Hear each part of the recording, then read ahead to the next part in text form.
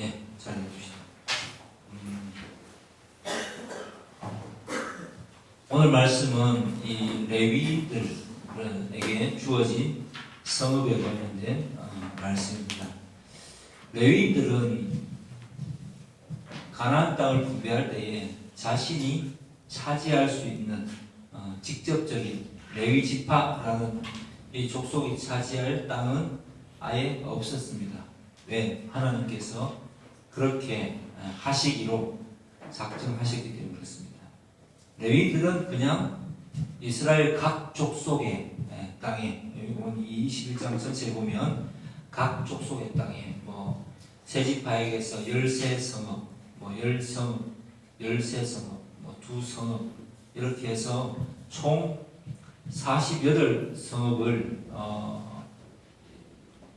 분배를 받았다기보다는 왜 살게 거주하게 되는데, 이것은 모든 이스라엘의 나머지 11지파에 속한 이 땅이 있는 각지로 흩어져서 사는 것이었습니다. 요단 동편, 도피성은 요단 서편 이렇게 세 성이 있었고, 이거 총 6성이죠. 세 성씩.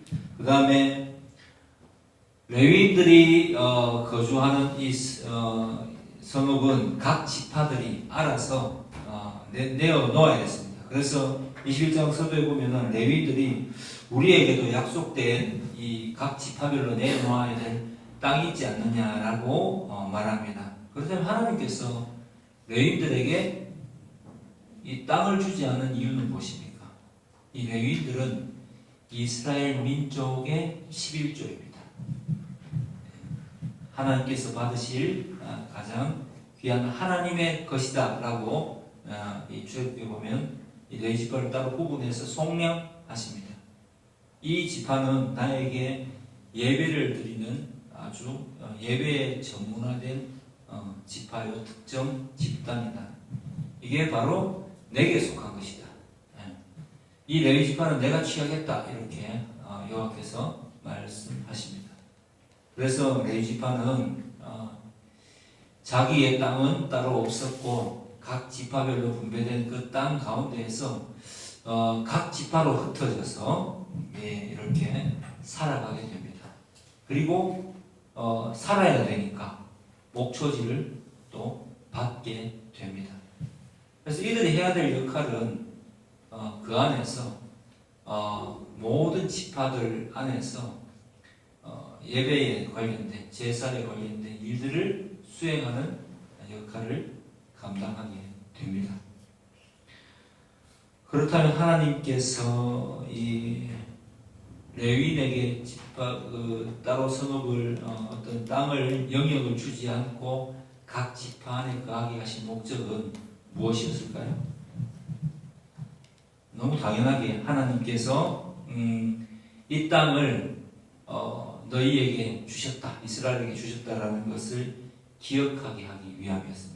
그리고 가나안 민족의 이 섬겼던 많은 우상 숭배로부터 동화되지 않도록, 그 땅의 문화에 거꾸로 흡수되지 않도록 하기 위해서 하나님께서는 레위인들을 각 지파별로 흩어져서 살게 하시는 것입니다.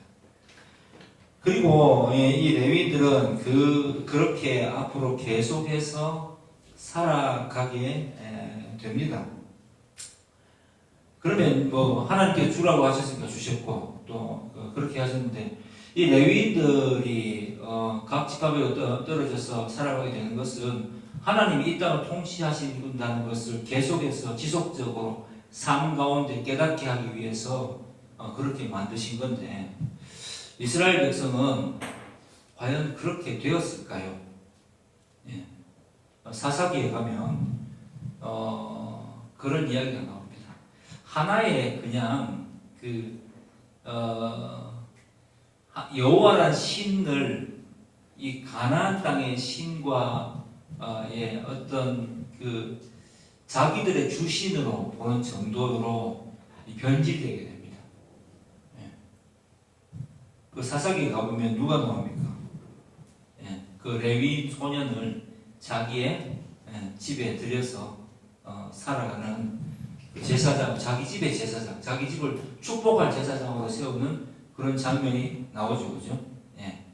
그렇게 신앙이라는 것이 하나님이 원했던 방향과는 전혀 다르게 흘러가게 됩니다. 왜 그럴까 이렇게 생각해 보니까 오늘 저는 여러분들이 말하는 이 대답 속에서 그 정답을 찾을 수가 있었습니다. 여러분들은 오늘 부르는 찬양에도 있지만 위로를 받기를 원하죠. 왜 위로를 받기 원합니까? 세상 속에서 여러분들이 살아가는 것이 쉽지 않기 때문입니다. 예. 그리고 여러분들은 또 사명과 교회를 또 이렇게 분리해서 생각하는 경우가 많습니다. 그래서 사명이라고 하면 굉장히 뭔가 이렇게 거창하고 뭔가 분명하고 뭔가 확고한 것이어야 되는 것은 맞는데 그 사명에 대한 생각을 이렇게 말씀 속에서 정립이 안 되는 것 같다는 생각이 들었습니다. 계속 말씀을 오랫동안 전했지만은 여러분들 각자의 생각대로 뭔가 내 생각을 거기에 가미해서 하나의 틀을 만들었다. 그러니까 여러분의 세계관이 만들어진 거죠. 그래서 각자 대답이 다양하게 나오는 것을 보면서 제가 아까 뭐라고 했습니까? 이런 속에서 계속해서 나는 목사라는 직분으로서 있구나. 그러니까 목사는 뭐 교사가 제일 기본이고요. 그 다음에 선지자적 사명을 또 받았다 그랬죠. 뭐 듣든지 안 듣든지 계속해서 가르치고 전해야 될 의무가 있습니다.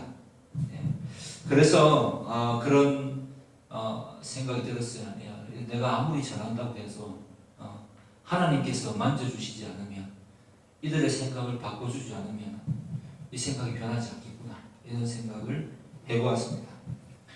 오늘 이 본문에 보면 하나님께서 원하시는 것은 분명히 레위 지파를 통해서 하나님이 이 땅을 이게 주인이시고 이 가나안 땅 속에서 너희들이 어떻게 살아야 되는지에 대한 분명한 명령을 주신 것입니다. 살아내라는 것이죠. 살아내라. 어떻게 살아내야 되는가? 요즘으로 치면 교회로 살아내라는 이야기입니다. 약속의 자녀로 이스라엘로 살아내라는 게 이들의 사명이었습니다. 요즘 말로 옮겨보면 사명은 교회로 살아가는 것이 사명입니다. 이해가 됩니까? 예. 사명은 결과가 아니고요. 사명은 성경을 통해서 보니까 과정입니다. 레위인들에게도 목초지를 제공했습니다. 그렇죠? 짐승을 키우고 또 왜 목초지가 레위인들이 특별히 필요했습니까? 농사 짓는 땅에서 재물을 드려야 되기 때문에 그렇습니다. 집중하라는 거죠. 그리고 삶이다 이렇게 말씀하시는 겁니다. 가나안 땅으로 인도해야 하셔서 이 이스라엘 백성에게 하나님께서 원하셨던 것은 왕이 없어도, 인간 왕이 없어도 그 정세를 보셨잖아요. 이 지리적 위치를 보셨잖아요.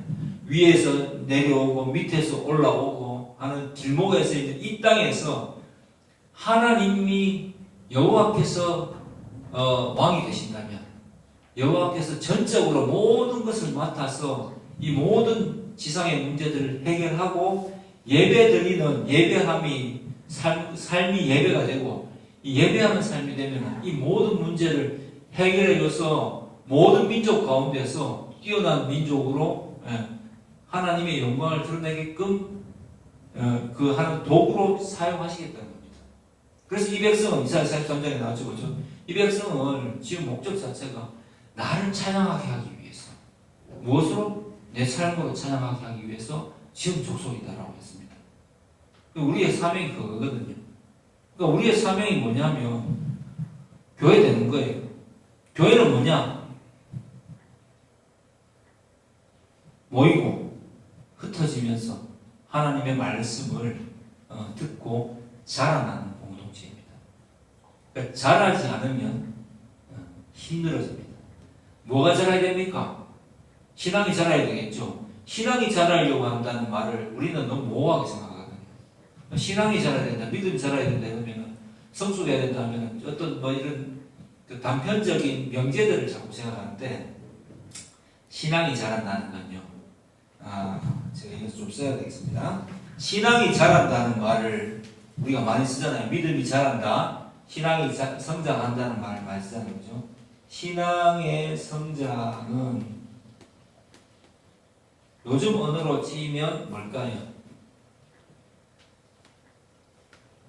가치관의 변화. 신앙의 성장은 결국 가치관 변화예요. 한번 따라해보겠습니다. 신앙의 성장은 나의 가치관의 변화다. 여러분들 가치관이 변한 것 같죠? 근데 가치관이 말씀이 말하는, 성경 말씀이 말하는 그 가치관으로 변화되셨는지를 한번 물어보고 싶습니다. 아까 여러분들이 한 대답을 한번 떠올려 보세요. 어떤 혹자는 이렇게 대답, 혹자는 이렇게 대답했는데 그 대답이 하나님이 말씀하시는 가치관으로 변했나요? 그냥 각자가 생각하는 그 어떤 현실에 처해 있는 데에서 나오는 어떤 그 내가 필요한 것들을 찾아서 거기에 녹여내는 것이 훨씬 저는 많다고 생각을 해보았습니다. 왜? 하나님은 하나님 중심의 삶을 살길 원하셨거든요. 하나님의 왕이 되시고 하나님의 삶의 주인이 되시고 하나님이 나를 여호와께서 나에게 어떤 삶을 원하실까? 오늘 하루를 내가 어떤 모습으로 살아내는 것을 하나님 기뻐하실까? 라는 생각 속에서 살아야 되는 것이 신앙이 성장하는 것이고, 다시 말해서 나의 가치관이 변화된 거죠. 그런데 우리가 아무리 제가 설교를 하지만 내 생각은 이렇다는 거죠. 나는 내가 여기서 취해야 될 것, 내가 여기서 원하는 것이 이 교회 안에서 이루어지고 있는가? 라는 관점에서 우리는 생각한다는 겁니다. 제 말이 맞죠? 거의 모두의 대답이 그러했습니다. 놀랍지 않습니까? 거의 80% 정도는 그런 대답을 했던 것 같습니다. 그러면 그게 우리만의 문제이겠는가? 이 땅에 옛 약속과 새 약속이 언약이 존재하는 이 순간에도 특히 이스라엘 백성을 보면서 우리를 깨달을 수 있어야 되는 게 한 번도 자기 생각을 포기한 적이 잘 없습니다. 특정한 몇몇의 이것을 완벽하게 깨달은 가치관의 변화를 경험한 온전히 하나님께 자신의 삶을 의탁하는 그러한 사람을 제외하고는 나머지 사람들은 다 자기식의 신앙으로 녹여냈습니다. 다른 말로 하면은 나의 가치관에 어떤 하나님의 내가 필요한 대로 하나님을 끌어들인 거지 내가 하나님의 생각으로 변화되지 않았다는 것입니다. 저는 이번 휴가를 갔다 오면서 제일 많이 느꼈던 게 우리 또 동기 목사님들 만나면서 느꼈던 그거예요. 내가 지금까지 뭔가 좀 잘못 생각하고 있었구나. 제 동기한테 이야기해 주면서 그것을 깨달았습니다. 목사는 경영자인가? 목사는 심리 상담가인가? 왜 제가 그런 질문을 제가 던져봤냐면 그 동기한테 그렇게 이야기했거든요. 그냥 그 교회에 대한 이야기를 하기를 교회는 어떻게 해야 되는 거지? 그리고 누구인지도 모를 우리는 저는 목사로서 계속 그렇게 생각했던 것 같아요. 누구인지 모르지만 여기 와서 자리를 채우고 복음으로 변화되는 그런 것이 정말 비전인 줄 알았어요. 근데 성경 말씀에 보니까 모든 민족에게 복음을 전하라는 말이 있는데 모든 민족에게 복음을 전해서 변화된 사람들을 앉혀놔서 그죠? 막 기뻐하고 막 내가 선지자가 혹은 교사가 그 속에서 제자를 삼으라고 하는 건 있지만 제자가 삼겨져서 그 제자로 삼아져서 그렇게 될 것이다라는 것을 비전으로 준 적은 없으시더라고요. 바르게 가르치고 아버지와 아들과 성령의 이름으로 세례를 주어서 지상대명령이죠, 그죠? 예. 제자를 삼는 것이 목표이긴 하지만 정말 그것만이 목표여야 되는 거지. 예. 그 속에 뭐 하나님 말씀 위로가 있고 뭐가 있고 하는 건 맞는데 현대 교회처럼 어떤 사람들에게 소위 말해서 심리적인 안정을 느낄 수 있는 서비스를 제공하는 게 목사는 아니더라고요. 그런데 반드시 또 그렇게 해야지만 그 양적인 성장이 일어나는 게 이 시대의 그가 가진 특징인 것 같아요. 왜냐하면 이 시대는 가치관이 상대적이기도 하고요. 좀 가치관의 상실, 나라를 주도하는 가치관이 너무 다변화되어 있어요. 다양합니다. 그래서 그 속에서 성경적 가치관을 가진다는 것은 실제로 굉장히 하나님의 은혜가 아니고서는 불가능에 가깝다라고 생각합니다. 근데 목사들조차도 사역을 하면서 어떤 장소를 얻겠다라고 하면은 그 장소를 이 믿는 자들로 채워야 되겠다. 믿게 만들도록 사람들이 모여들게 해야 되겠다는 생각이 굉장히 강한 거예요. 근데 그게 목사의 사명일까? 라고 생각해 보니까 저는 조금 다르게 생각이 되더라고요.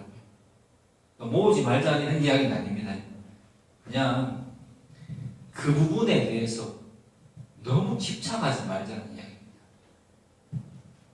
목사님들 교회를 개척하고 이 사명을 감당한다고 하지만은 현실적인 문제에 부딪히면 생각하는 게 뭐냐면은 어쨌든지 간에 사람들이 오게 됨으로써 내 경제적인 문제도 해결되고 또 사람들과의 또 교제도 이루어지고 하면서 교회가 어느 정도 성장하다가 이 다양한 생각들이 하나님의 말씀 중심으로 변화되기 되는 그 과정 가운데에서 많은 사람들이 다양하게 자기의 생각들을 내어놓고 특별히 또 사역자들에게 자신의 요구를 관철시키려고 하거나 자신의 생각을 이제 사회 속에서 이제 사회생활을 하면서 살아가다 보니까 타협하게 되는 거죠.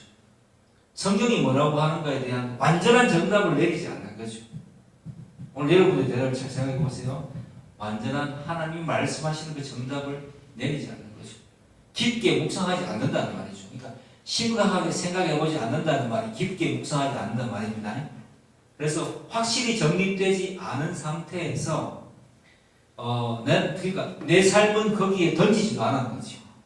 그런데 나는 던졌다라고 그냥 생각을 하고 액션도 취하지 않으면서 어떤 나의 요구가 이 속에서 관철되는지를 돌아보는 것이 지상교회의 모습이고 목사님들조차도 어떤 장소를 마련해서 지금 당장 생계 자체가 어려운데 누구에게 투자를 받아서 사람을 모아서 교회를 하겠다라는 이런 생각을 가지고 있더라고요. 대부분이 다. 과거에는 그게 통했겠죠. 과거에는. 왜? 십자가만 꽂으면 사람들이 모여드는 그런 시대, 부흥의 시대가 있었어요. 근데 지금 과연 지금이 과연 그 시대이냐라고 봤을 때 저는 아니라고 봅니다. 그래서 그러니까 집착과 욕심, 사람을 많이 모아야 되겠다는 집착과 욕심에서 저는 비로소 벗어나게 되었습니다. 있는 사람들에게 복음을 전해서 이 사람들이 변하지 않는데 내가 어디에 가가지고 또 새로운 사람을 만나서 계속 시도하겠지만은 나는 전도하겠지만 내가 가르치는 사람들 안에서 변화가 일어나지 않는다면 결국은 이게 내가 변화를 주도하도록 쓰임을 받고는 있지만 내가 바꿀 수는 없는 문제이기 때문에 나는 이 가치관을 바르게 가르치는 싸움을 해야 되겠구나. 그래서 지난번에도 이야기했지만 이 관상기도 성불교에 가까운 거죠. 즉 신앙과 이 로마 캐톨릭적 신앙과 신앙이라고 하는 것과 이 개혁한 우리 개혁 교회의 분명한 신앙과의 이 싸움이 일어나야 되고 영적 전쟁이구나. 일어나야 되고 진리 전쟁이구나. 이것을 올바르게 전할 사명이 나에게 있는 것이구나 라는 것을 다시 한번 깨닫게 되었습니다. 왜냐하면 유튜브를 통해서 많은 신학적 지식들이 난무해요. 그런데 그것을 정리할 수 있는 힘이 여러분에게는 없습니다. 여러분 신학을 전공을 하지도 않았을 뿐더러 그냥 여러분들이 각자 그 소견에 오른 대로 내가 내 상황에 맞추어서 그 말씀을 받아들일 확률이 높기 때문입니다. 그런데 하나님의 말씀은 굉장히 명확해요. 하나님 외에는 아무것도 나 외에는 다른 우상을 일절 두지 마라 라고 말씀하십니다. 그죠? 예, 우상을 숭배하지 마라. 그 말이 현대에는 어떻게 적용되겠습니까? 너를 위해서 나를 사용하려고 하지 마라. 하나님을 위해서 내가 쓰임을 받는 거죠. 그리고 나의 생각을 하나님께 맞춰가는 것이 신앙이지. 하나님이 내게 맞추는 것이 신앙이 아니라는 것입니다. 내가 어떤 보상을 바라고 하나님께 구하고 아까 김상훈 씨가 그런 이야기 했는데 구하고 했지만 결국 하나님은 여러분을 하나님의 것으로 변화시킵니다. 그게 성경이 한결같이 말하는 복음이요. 진리입니다. 근데 우리는 이 가나안 종교에서 벌어서 알 수 있듯이 나의 요구를 통해서 하나님을 자꾸만 끌어들여서 나의 요구를 충족시키려고 믿음이라는 것을 가지고 올 때가 많습니다. 얼마나 웃긴 이야기입니까? 그런데 그 생각이 바뀌질 않아요. 정말 안 바뀝니다. 왜? 우리는 일주일에 겨우 1시간 정도를 와서 말씀을 듣고 많은 시간들을 이 말씀을 깊게 돌아보는 데 쓰지 않고 그냥 외부 사람들과 외부적인 메시지에 노출되면서 내 생각을 그 생각과 맞추어 나가기 때문에 그렇습니다. 어떤 사람이 이야기했습니다. 돈이 최고야. 돈이 최고야. 주먹도 필요 없고 이 시대는 CCTV 다 있고 돈이 권력이다. 돈이 최고다. 자, 이 말 앞에 돈이 최고가 아니다라고 정확하게 반박을 할 수 있는 근거를 여러분들은 신앙적으로 말씀적으로 가지고 있습니까?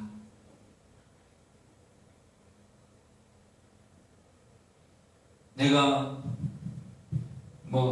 소위 말해서 그죠? 프로필 사진을 통해 드러나는 거, 요즘 온갖 SNS에 노출된 나를 소개하는 글들, 그죠? 이런 것들을 봤을 때 여러분들의 생각을 이 빅데이터를 통해서 다 컴퓨터가 모아서 읽고 한 결과 돈이 최고라는 이야기가 나오는 거예요. 예, 돈이 최고다 하면 그것을 내가 신앙적으로 아니다라고 반박할 수 있는 정확한 신앙적인 가치관, 지식이 나에게 있느냐를 물어보는 겁니다. 결국 삶은 살아내는 거잖아요.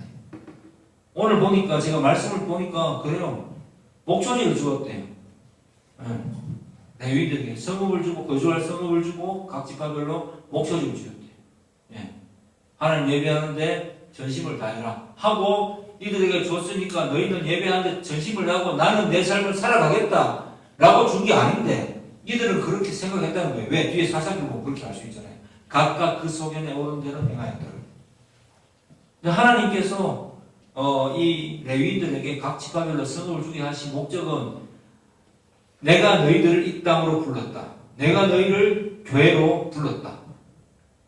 교회답게 누가 보더라도 교회답게 살아가라 라는 것이 너희의 사명이다.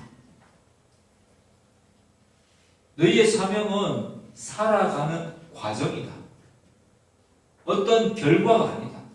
매일의 과정이다 라고 저는 오늘 이 말씀을 통해서 하나님께서 우리에게 말씀하신다 라고 확실히 믿습니다. 많이 어렵습니까? 어렵지 않죠? 네. 보십시오. 그냥 뭐 말씀이 나오지 않습니까? 남김없이 다 그렇고 다 땅을 분배한 이유가 뭡니까? 그리고 뒤에 보면은 22장에는 이제 요단 동편으로 지파들을 보냅니다. 다 끝났으니까 가서 이 노략골을 가지고 다 너희 형제들과 나누고 즐겁게 씩씩하게 살아라 이렇게 이야기합니다. 근데 어떻게 살아가는 것이 그러니까 결국 사는 것이 그죠? 사는 것이 살아내는 것이 사명인 거예요. 저 땅을 분배받았어요.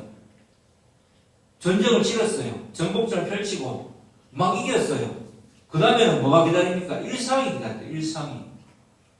어떤 일상이 기다립니까? 하나님을 중심으로 한 하나님을 말씀을 놓치지 않는 계명을 놓치지 않고 하나님의 은혜를 놓치지 않는 일상이 기다린다고요. 이 일상에서 매일 이 하루의 과정, 이 하루가 잘못 사라진다면 결국 우리는 사명을 감당하지 못하는 게 되는 거죠. 사명은 누군가를 찾아서 막 감당하고 주님이 가신 그 길을 결연하게 따라가는 거 맞죠?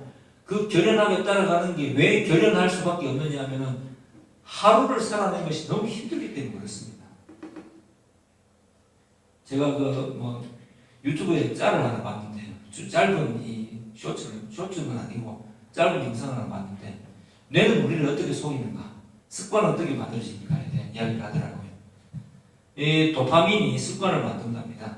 그 뇌과학자인지 뭐들 이야기하는데 도파민이 습관을 만드는데 우리가 회피할 때는 회피적 성향을 띌 때는 이게 빨리 나에게 받아들여서 회피가 습관이 된답니다.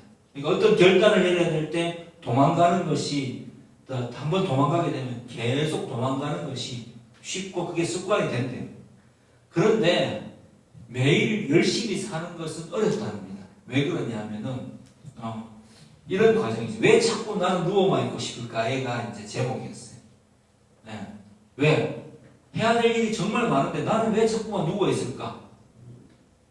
내가 해야 될 일이 너무 크게 생각되는 거예요.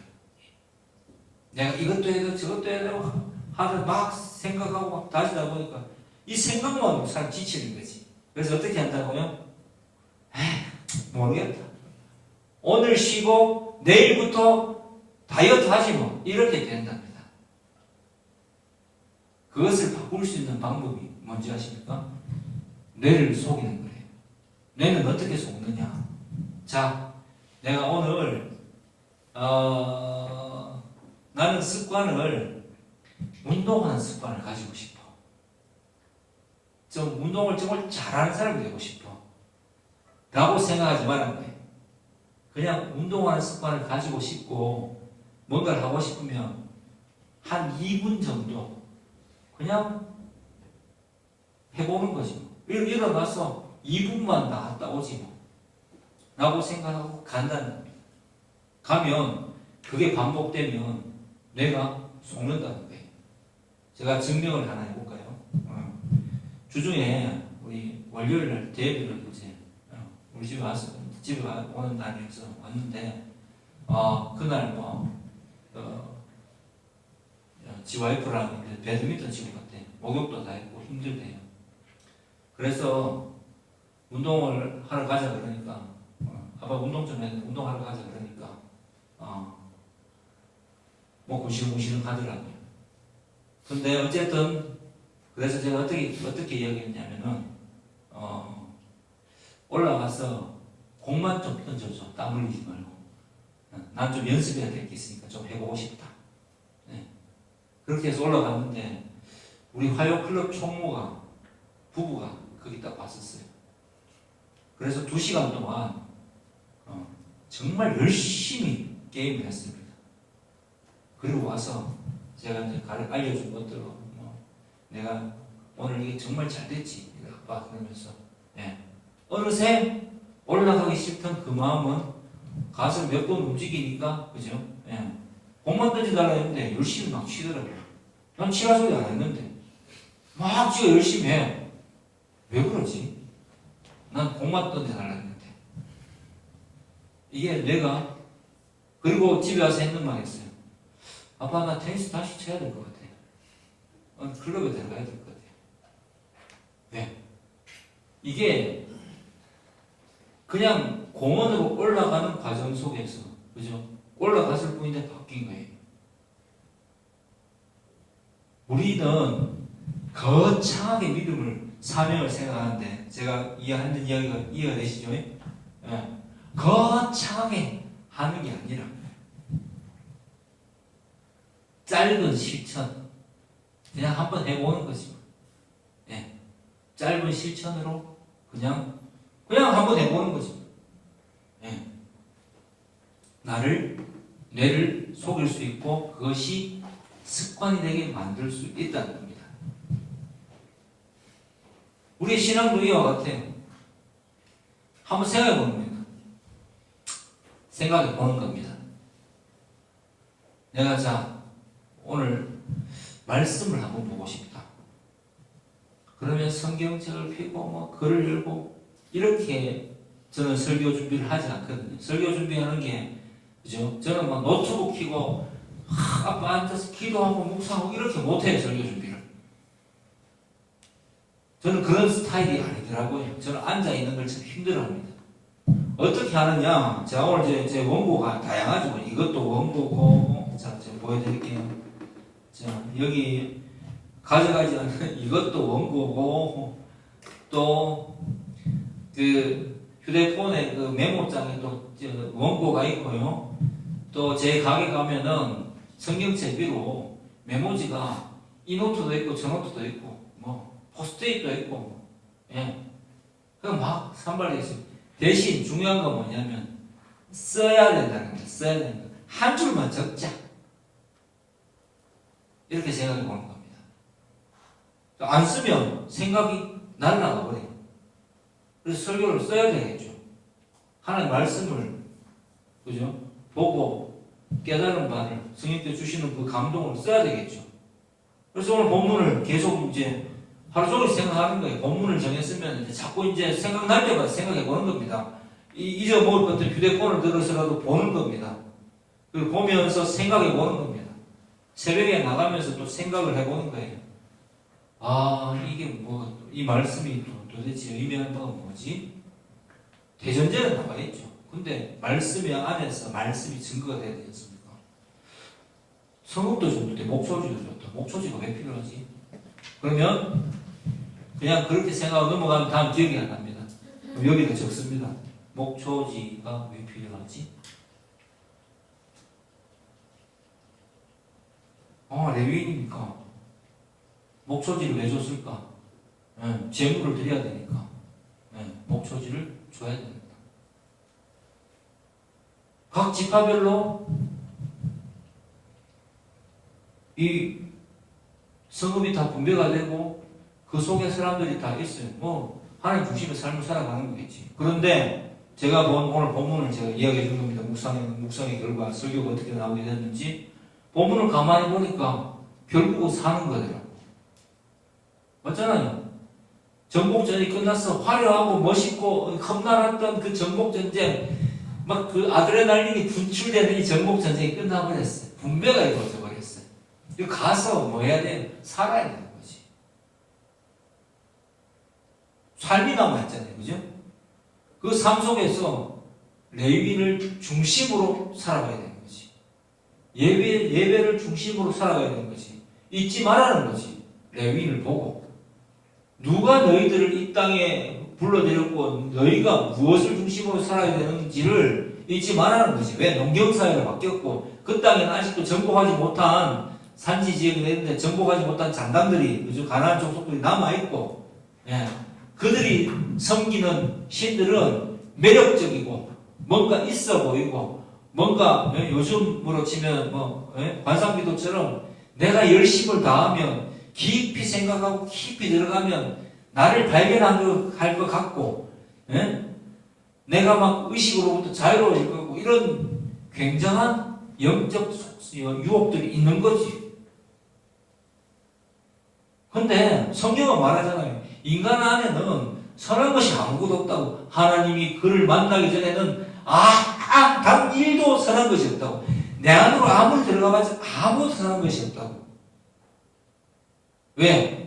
원죄 자체가, 제가 늘 여러분 얘기하죠. 원죄는 내가 나의 판단 기준을 세우는 건데, 지금도 내가 근본적으로 세우는 이 판단 기준이 맞는지 안 맞는지에 대한 생각을 여러분들은 잘 안 하죠. 그렇지 않아요? 그냥 모르겠어요 라는 대답을 하면서 그냥 그렇게 해요. 이 대답이 요즘 현대인들에게 제일 많아요. 젊은이들에게도. 그런 말도 안 되는 대답이 어디 있습니까? 막 모르게 뭘 몰라. 다 알지. 지가 왜 그렇게 행동하는지. 사람이 그걸 모르겠어요. 예. 애랑 모르겠었어. 귀찮아서 이것저것 생각하기 싫어서 그렇게 한다. 이게 정답이잖아요. 그거를 왜 완곡하게 이야기하면 모르겠다고 이야기하잖아요. 모르긴 뭘 몰라. 다 알지. 사람이 의도가 없으면 행동이 안 나와요. 무기력한 것도 이유가 될 수 있죠. 스스로가 생각하는 게 없는 게 인간이겠습니까? 존재 자체가 그걸 부인이 되는데. 근데 그 생각을 하나님의 생각으로 바꿔야 되는 거. 이게 이들이 가나안 땅에서 삶으로 살아내야 될 사명인 것입니다. 우리의 삶도 그와 같아요. 우리는 세상 속에서 하나님의 자녀로 진짜 전적 은혜로 부르심을 받았어요. 내 신분이 바뀌었다고. 근데 신분이 안 바뀐 사람들은, 그죠? 신분이 그렇지 않은 사람들은 이 삶을 죽었다 깨어나도 몰라. 아무리 깊게 묵상해도 몰라. 생각 자체가 안 돼. 왜? 받아본 적이 없기 때문에. 이 신앙은 어떻게 성립되느냐면 하나님의 전적인 은혜로 말씀을 듣는 순간 그 말씀이 믿어지고 생각이 내가 잘못됐구나라는 나의 죄에 대한 깨달음이 깊이 있게 각성되고 그리고 회개하고 시작되는 겁니다. 그러니까 하나님의 말씀의 은혜가 없이는 크리스찬은 안 된다고. 그런데 그게 된다라고 자꾸 교회에서 가르치면 안 되잖아요. 그리고 내 욕심을 사명을 음악하는 거 이제 믿지 않는 자들은 사명이 될 수 있습니다. 근데 믿는 자들이 나는 음악하는 것이 사명입니다. 많이 들어왔으니까 그게 사명이죠. 음악으로 하나님께 영광을 돌리는 것이 사명입니다. 맞아요. 그것도 사명 중에 가지인 것이지. 내가 음악하는 자이기 때문에, 그죠? 오늘 하루를 이 음악을 하나님께서 내게 음악을 주신 이 재능을 즐거워하는 것이 사명이지.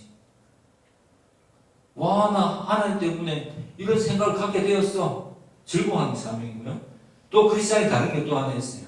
예수를 믿게 되면 하나님께서 은혜를 주시면 뭐가 바뀌느냐면 전제에 대한 비판을 자꾸만 해보게 됩니다.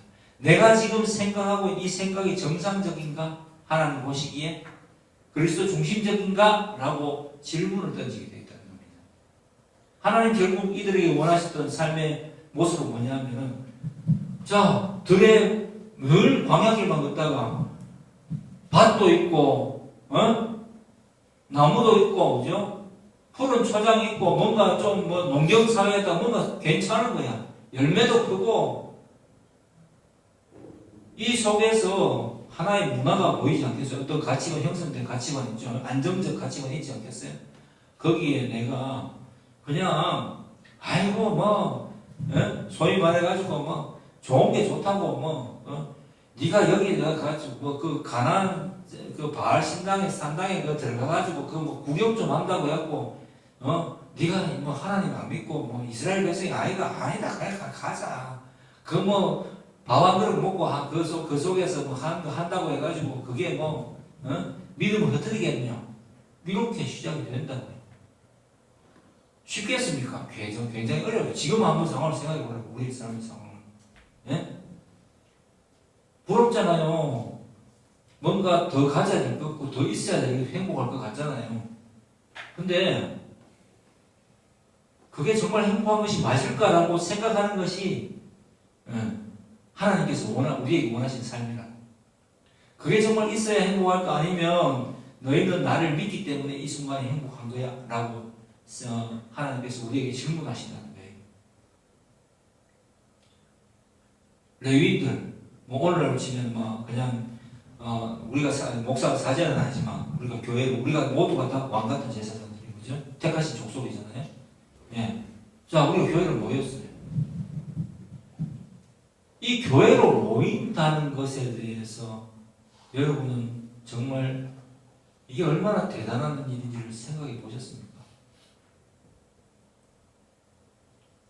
교회로 모이는 것 자체가 사명이에요. 말씀을 듣는 것이 사명이고요. 말씀을 전하는 것도 사명이지만 말씀을 집중해서 잘 듣고 가치관의 변화를 확실하게 원하는 것이 여러분과 저의 사명이에요. 저는 전하면서 듣고요. 여러분 들으면서 그 변화를 경험해야 되는 거죠. 지금까지 내가 생각하는 이게 나는 왜 이럴까에 대한 그죠? 내가 지금 하는 것이 맞나라고 사람들이 잘 생각하기 싫어하는 이 시대에 우리는 내가 하는 것이 맞을까를 끊임없이 하나님 앞에서 되돌아보는 거. 그게 우리의 모습이고 삶의 모습이고 삶의 과정이고 그 속에서 치열하게 고민하고 하나님의 뜻에 맞게 딱 결심을 하고 생각을 바꾸었을 때 그때 여러분들의 마음에 뭐가 찾아오냐면 하나님께서 주시는 성령께서 주시는 놀라운 평화가 찾아옵니다.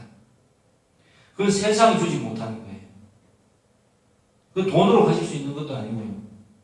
그것은 어디에서도 내가 아무리 깊게 생각한다고 해서 알 수 있는 것도 아닙니다. 말 그대로 말씀에 계신 성령께서 주시는 충만한 축복입니다. 그게 바로 하나님께서 우리에게 원하시는 사명입니다. 그렇게 사는 것이 우리의 사명인 거예요. 그거를 사명이라고 생각하지 않기 때문에 항상 우리의 삶이 그 좌표를 잃은 그 나침반을 잃어버린 배처럼 천지를 방황하면서 내 사명이 뭐지? 나는 누군가를 가서 도우는 게 사명인가? 나는 누군가에게 뭐 하는 게 사명인가? 그 순간 하나님 중심으로 매 순간을 살아내는 것이 사명입니다. 자, 혜원이가 아주 공식적인 대답을 잘 아까 했었는데 자, 친구에게 전도를 정말 하는데 전도가 뭔지에 대한 생각이 정확하게 정립이 된 상태에서 합니까? 아니면 그렇지 않기 때문에 어디서부터 시작해야 될지 몰라서 아직은 전도를 하지 못하는 상태일까요? 라고 생각해 봐야 되죠. 그래서 내가 전도가 정말 전도하고 이렇게 살아가는 것도 내 삶의 모습이고 그죠? 살아내야 되는 것이라면은 그걸 어떻게 시작하는 것이 좋을까? 간단하게 그 마음을 가지고 기도하고 어떤 접촉점을 뭐 그게 뭐 차 한잔 마시는 것이 될 수도 있고 수업을 같이 듣는 게 될 수도 있고 대화를 나누는 것이 될 수도 있겠죠. 그죠? 그렇게 나를 가볍게 한번 그 사명에 맞게 그 생각에 맞게 한번 행동을 시도하는 것. 그게 진짜 크리스찬이에요. 우리는 생각이 너무 거창하다. 우리가 누군가의 삶을 어떻게 바꿀 수 있겠어요? 저기 보세요. 여러분 옆에 사람들 보세요. 바꿀 수 있는 사람이 있어요? 왜 주원을 다 치라고? 주원이 못 바꾼다. 하는 대로 해야지. 선체 바꿀 수 있나? 못 바꾼다. 오직 자기를 하나님께서 세워주신 교회라고 생각하는 사람이 자기 자신을 바꿀 수가 있습니다. 왜? 자기는 하나님 중심적으로 살아야 되겠는데 내 모습이 하나님 보실 때 기쁜 모습일까? 그 삶을 정말 실천하는 사람은 하나님의 본체이신 예수 그리스도밖에 없습니다. 우리가 그걸 할 수 없기 때문에 왜 오직 예수만이 답인가? 우리가 그것을 생각한다고 해서 잘 안 되기 때문에 예수님만이 그것을 우리의 이런 모습 때문에 우리의 이런 죄를 감당하시기 위해서 십자가를 지시고 우리를 새롭게 살리시기 위해서 새 몸을 입으시고 부활하시기 때문에 그 본이 되신 오직 우리의 로드 아닙니까? 주님이시기 때문에 그 주님을 닮아가려고 주님께 간절히 매달리고 붙고 그 삶을 묵상하는 것만이 예수 그리스도만이 답이기 때문에 그래서 예수님을 믿는다라고 하는 것입니다. 예수님의 생각이 맞습니다. 예수님 생각이 옳습니다. 라고 하면서 따라가는 것이 신앙이라는 것입니다. 사랑하는 하나님께서 사랑하시는 우리 성도 여러분, 오늘 말씀 속에서 제가 아까 서두에 우리 모임 서두에 이야기한 프리토킹의 주제 교회와 사명에 대해서 여러분에게 이 말씀을 통해서 증거했습니다. 자, 사명은 무엇인가요? 교회답게 살아내는 것입니다. 우리는 흩어지면 흩어진 교회가 되고 디아스포라 모이면 모이는 교회가 되는 것입니다. 에클레시아 모였을 때는 찬송하고 함께 찬송하고 말씀을 배웁니다. 흩어졌을 때는 그 말씀으로 내 가치관을 변화시키기를 간절히 원하면서 나의 오래된 이 습관에 대해서 옳지 못하다고 느끼잖아요. 영적으로 느끼잖아요. 은혜를 받으면 영적으로 느낍니다. 내가 지금 안 하는 게 옳지 않다는 것을 성령께서 강력하게 내게 푸시합니다. 그러면 그 음성에 반응하면서 내 생각이 틀렸다면 신속하게 고치는 가벼운 시도가 늘 우리에게 필요합니다. 그래서 하나님께서 우리에게 주신 이 놀라운 이 삶의 현장에서 하나님이 중심이 되어서 살아가는 저와 여러분 되기를 주의 이름으로 축복합니다. 5분간 기도하겠습니다.